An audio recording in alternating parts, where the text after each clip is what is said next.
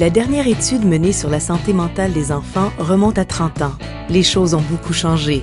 C'est la perception du public, des parents et des enseignants, et c'est la perception du gouvernement aussi, que les défis et le stress auxquels les enfants font face de nos jours feront sans doute augmenter les besoins d'aide en santé mentale par rapport à ce qu'ils étaient à l'époque. De ce fait, bien des ressources ont été allouées à la santé mentale des enfants et cela aurait pu compenser ces préoccupations. On ne le sait pas. Lors de l'enquête originale en 1983, les écoles n'y ont pas participé et de nos jours, nous reconnaissons le rôle critique des écoles et des éducateurs pour soutenir et favoriser la santé mentale des étudiants.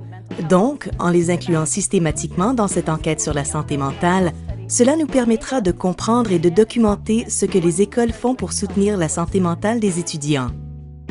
En regroupant ces deux éléments, nous pouvons examiner les effets qu'ont les collectivités ou voisinages sur la santé mentale des enfants comparée à l'école. Il existe différentes occasions dans ces deux environnements pour améliorer la santé mentale des enfants et peut-être compenser les difficultés économiques et désavantages sociaux auxquels certaines familles font face.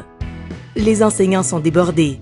De nos jours, ils doivent investir plus de temps que jamais à faire leur travail. En plus de répondre aux besoins académiques des étudiants, ils doivent les aider avec leurs besoins comportementaux et émotionnels. Et la perspective des enseignants est d'une importance critique. L'enquête sur la santé mentale des enfants a été conçue pour inclure les enseignants afin que nous puissions comprendre leurs défis quotidiens, connaître leurs opinions, leurs expériences et voir dans l'ensemble ce qui fonctionne et ce qui ne fonctionne pas.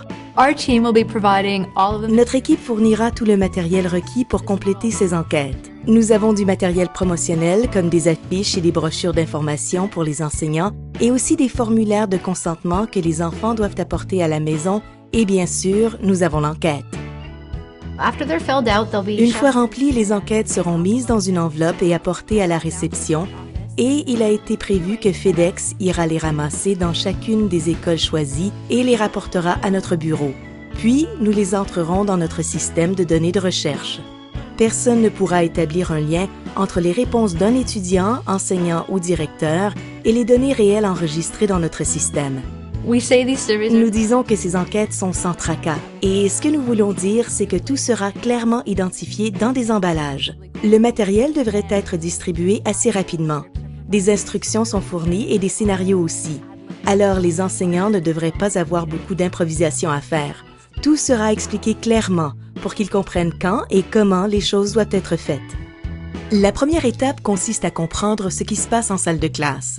Ce n'est pas juste le point de vue de l'étudiant, mais aussi celui de l'enseignant. Quelle pression ressent-il?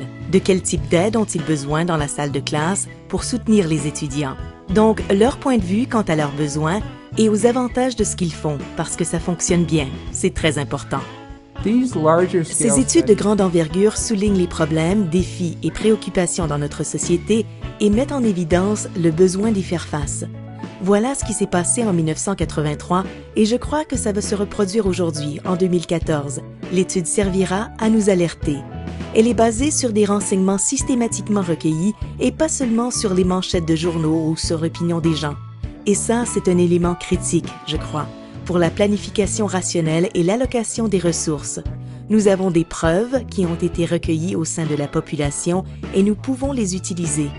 Mais l'impact majeur des études de grande envergure demeure leur effet sur la situation dans son ensemble et sur les politiques liées à l'allocation des ressources aux enfants et à la santé mentale des enfants. Nous demandons aux enseignants d'évaluer le climat scolaire car nous sommes très intéressés par les relations qui existent dans une école, le niveau de discipline dans l'école et le respect de la diversité. Nous voulons comprendre les stratégies quotidiennes utilisées par les enseignants pour favoriser la santé mentale des étudiants. Nous voulons comprendre leur perception de la santé mentale des étudiants et les comportements en classe. Il n'y a pas d'espace pour écrire votre nom ou des renseignements pour vous identifier. Toutes les enquêtes seront placées dans une enveloppe scellée et retournées à l'université McMaster où les données seront analysées dans un environnement sûr. Nous ne cherchons pas à identifier un enseignant en particulier, mais plutôt à comprendre les enseignants en tant que groupe et les situations auxquelles ils font face actuellement en contexte scolaire. À titre d'éducateur, vous jouez un rôle critique car vous devez répondre aux besoins de vos étudiants en matière de santé mentale et ces besoins peuvent être variés. Je peux m'imaginer que c'est un travail exigeant qui demande beaucoup de temps, car en plus de répondre à leurs besoins académiques, vous avez aussi leurs besoins sociaux et émotionnels.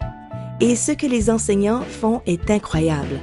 Ce que nous voulons faire par le biais des enquêtes sur la santé mentale des étudiants, c'est de recueillir systématiquement les données sur ce que les enseignants font comme groupe pour favoriser la santé mentale des étudiants et, ce faisant, identifier les stratégies aidant à réduire les problèmes de santé mentale et utiliser les stratégies les plus efficaces pour encourager un nombre croissant d'enseignants à les utiliser sur un plan plus large. Donc, ce que vous faites et ce que vous vivez est d'une importance critique et nous voulons le capter dans nos enquêtes.